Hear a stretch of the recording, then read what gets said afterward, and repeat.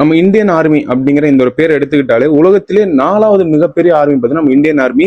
இதுக்கான ஒரு main reason என்னன்னு பார்த்தீங்கன்னா நம்ம கிட்ட இருக்கிற அணு ஆயுதம் அப்படிங்கிற இந்த ஒரு விஷயம். அணு ஆயுதத்துக்கு அடுத்த விதமா இருக்கிறது பார்த்தீங்கன்னா பிரம்மோஸ் அப்படிங்கிற இந்த சூப்பர்சானிக் க்ரூஸ் மிசைல். இப்படிப்பட்ட ஒரு மிசைலை பார்த்தீங்கன்னா நம்மளுக்கு பேக் போனா இருந்து தயாரிச்சு கொடுத்தது யாருன்னா ரஷ்யா. ஸோ இப்படிப்பட்ட ஒரு மிசைலை நம்ம யாருக்குமே பார்த்தீங்கன்னா அந்த அளவுக்கு எக்ஸ்போர்ட் பண்ணதா பார்த்தீங்கன்னா பெரிய ஒரு ஹிஸ்ட்ரிலாம் கிடையாது. கிட்டத்தட்ட பார்த்தீங்கன்னா நம்ம ஒரு 2 நாடுகளுக்கு தான் பார்த்தீங்கன்னா எக்ஸ்போர்ட்டே பார்த்தீங்கன்னா பண்ணி வச்சிருந்தோம். ஸோ அதுக்கப்புறம் கடைசியா ஒரு நாடு பார்த்தீங்கன்னா வியட்நாம் அப்படிங்கிற இந்த ஒரு நாடு பிரம்மோஸ் மிசைல் ஒரு பெரிய ஒரு மில்லியன் கணக்கு ஆஃப் டாலர்ஸ் பார்த்தீங்கன்னா டீலுக்கு பார்த்தீங்கன்னா ஒரு 2 நாளைக்கு முன்னாடி பார்த்தீங்கன்னா சைன் பண்ணியிருக்காங்க.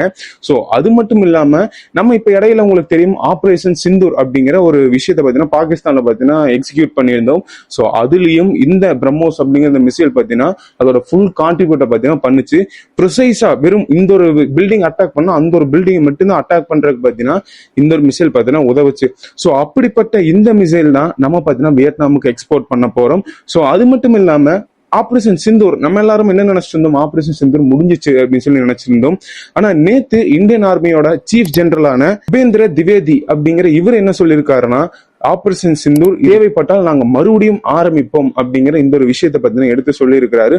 சோ இந்த டீல் எதை பத்தி இருக்க போகுது, இந்த பிரம்மோஸ் மிசைல்லாம் என்ன, இந்த சூப்பர் சானிக் அப்படின்னா என்ன அப்படின்னு சொல்லி இந்த வீடியோல உங்களுக்கு ஒவ்வொன்றா பார்த்தீங்கன்னா எக்ஸ்பிளைன் பண்ண போறேன். ஸ்டார்ட் பண்ணுவோமா? வணக்கம், நான் Vignesh and welcome back.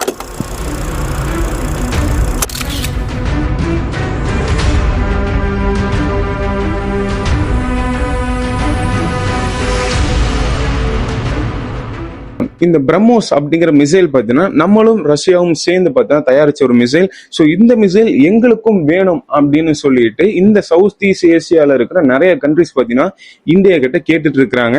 So அதுல மொத்தம் பார்த்தீங்கன்னா 3 கண்ட்ரிஸ். ஒன்னு பார்த்தீங்கன்னா வியட்நாம், செகண்ட் பார்த்தீங்கன்னா பிலிப்பைன்ஸ், தேர்ட் பார்த்தீங்கன்னா இந்தோனேஷியா. நம்ம இந்த பிரம்மோஸ் எக்ஸ்போர்ட் பண்றது இதுதான் வியட்நாமுக்கு தான் ஃபர்ஸ்ட் அப்படின்னு கேட்டீங்கன்னா கிடையாது.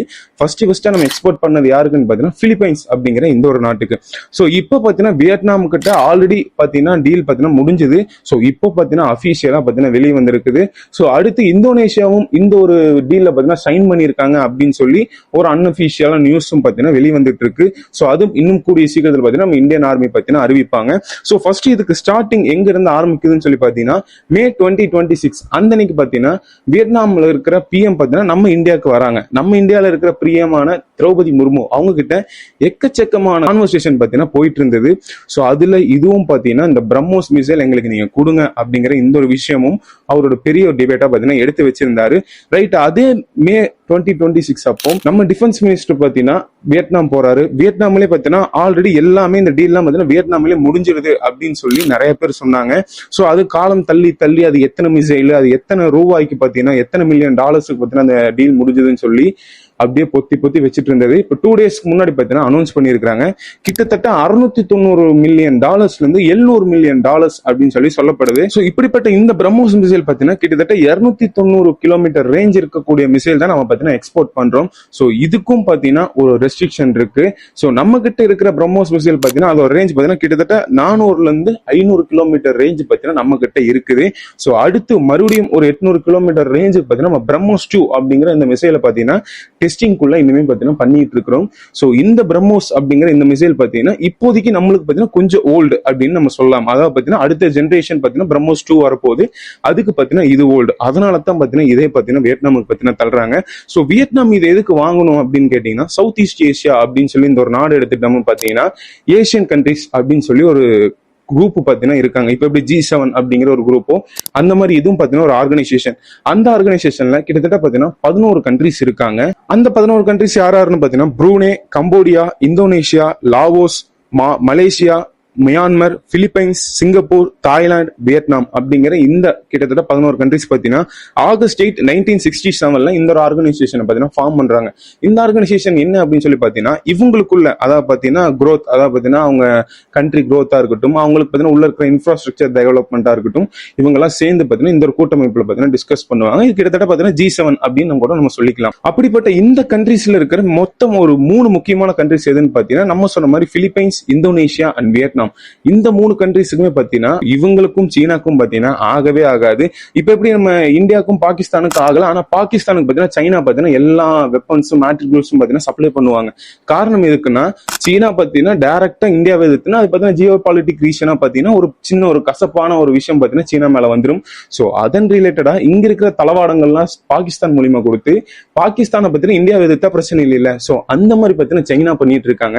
சோ இப்போ நம்ம அதுக்கு ஒரு முட்டுக்கட்டு போடுற மாதிரி எதிரிக்கு எதிரி நண்பன் அப்படிங்கிற மாதிரி இப்ப நம்ம கிட்ட இருக்கிற தளவாடமான பிரம்மோஸ் அப்படிங்கிற இந்த ஒரு பெரிய சூப்பர்சானிக் மிசைல வியட்நாம், இந்தோனேஷியா, பிலிப்பைன்ஸ் அப்படிங்கிற இந்த மாதிரி நாட்டுக்கு பத்தின கொடுத்துட்டு இருக்கும். சோ ஓகேடா ரைட், நம்ம இதெல்லாம் புரிஞ்சுட்டோம். பிரம்மோஸ் அப்படின்னா இந்த மிசைல் என்ன, இது எதுக்காக உருவாக்கப்பட்டது, இதுல என்ன அப்படி பெரிய விஷயம் இருக்குன்னு நீங்க கேட்டீங்கன்னா, ஃபர்ஸ்ட் இந்த பிரம்மோஸ் உருவான கதை எப்படின்னு பாத்தீங்கன்னா 90ஸ்ல அப்போ இந்தியனோட ஆர்மடு ஃபோர்ஸ் பாத்தீங்கன்னா ஒரு ஐடென்டிஃபை பண்றாங்க. நம்ம இந்தியா கிட்ட நம்ம இந்த மாதிரி க்ரூஸ் மிசைல் பாத்தீங்கன்னா பெருசா எதுவும் கிடையாது, ஒரு சூப்பர் சோனிக் க்ரூஸ் மிசைல் பாத்தீங்கன்னா தேவைப்படுதுன்னு எப்போ 1990ஸ்ல பாத்தீங்கன்னா இது பண்றாங்க.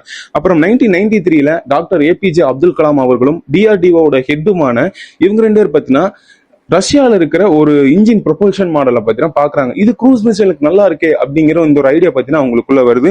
சோ அப்படியே பாத்தீங்கன்னா நாளும் கடக்குது. அதுக்கப்புறம் 12 பிப்ரவரி 1998 அந்த அன்னைக்கு பாத்தீங்கன்னா இந்தியாவுக்கும் ரஷ்யாவுக்கும் இடையில IGA அப்படிங்கிற இன்டர் கவர்மெண்டல் அக்ரிமெண்ட் அப்படிங்கிற இந்த ஒரு அக்ரிமெண்ட்ல பாத்தீங்கன்னா சைன் போடுறாங்க.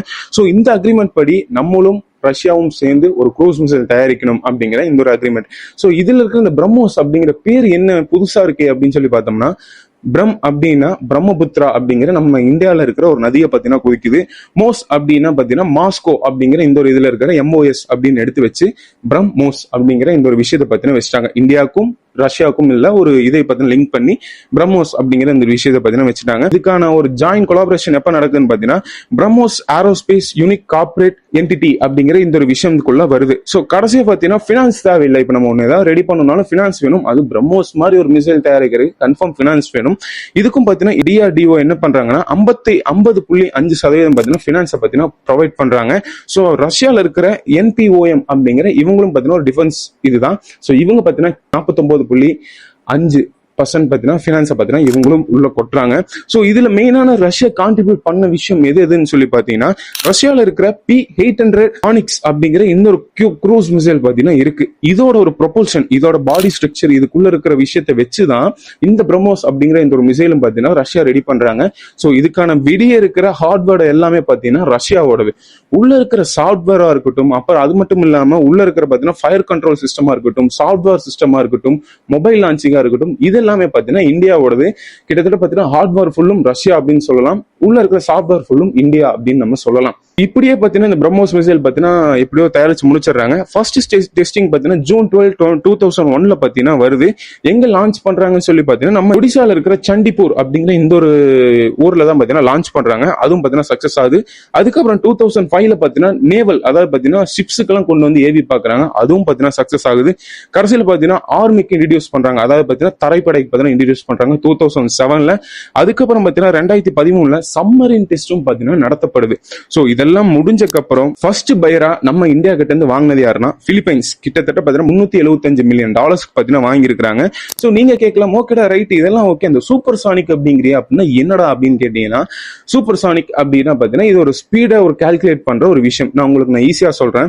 இப்போ கிட்டத்தட்ட பாத்தீங்கன்னா இப்போ நம்ம ஒரு பைக் ஒரு 100 கிலோமீட்டர்ல போதும், நம்ம 100 கிலோமீட்டர் அப்படின்னு நம்ம சொல்லுவோம். சோ இந்த கிலோமீட்டர் பாத்தீங்கன்னா ஒரு 1225 கிலோமீட்டர் அப்ராக்ஸா அப்படின்னு நம்ம எடுத்துக்கிட்டோமா மேட்ச் 1 அப்படின்னு நம்ம சொல்லுவோம். சோ கிட்டத்தட்ட பாத்தீங்கன்னா இந்த ஒன் மேட்ச் இந்த ஒரு 1200ல இருந்து 1300 கிலோமீட்டருக்குள்ள பறக்கக்கூடிய ஒரு விமானமா இருந்துச்சுன்னா அது பாத்தீங்கன்னா சப்சானிக் அப்படின்னு நம்ம சொல்லவும். சோ அதுக்கப்புறம் இருக்கிற மார்ச் 1ல இருந்து அதுக்கப்புறம் மேட்ச் 5 முடியும். அதாவது பாத்தீங்கன்னா கிட்டத்தட்ட நீங்க கால்குலேட் பண்ணீங்கன்னா ஒரு 6000 கிலோமீட்டருக்கு மேல பறக்கிறது பாத்தீங்கன்னா சூப்பர் சானிக் அப்படின்னு நம்ம சொல்லுவோம். சோ இந்த கேட்டகரிக்குள்ளதான் இந்த சூப்பர் சானிக் அப்படிங்கிற பிரம்மோஸ் பாத்தீங்கன்னா உள்ள வருது.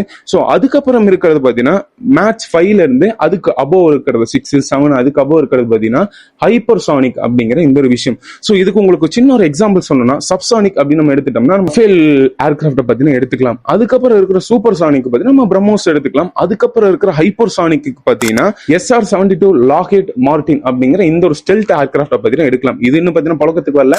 சோ இந்த ஒரு ஏர்கிராஃப்ட் பத்தினா எடுத்துக்கலாம். சோ இதுதான் சூப்பர் சானிக், இதுதான் பாத்தீங்கன்னா பிரம்மோஸ் அப்படிங்கிற இந்த ஒரு மிசைல். உங்களுக்கு புரிஞ்சிருக்கும் நினைக்கிறேன். கிட்டத்தட்ட பாத்தீங்கன்னா $700 மில்லியன் கிட்ட இந்த ஒரு டீல பாத்தீங்கன்னா வியட்நாம் நம்ம கிட்ட இருந்து வந்து சைன் பண்ணியிருக்காங்க.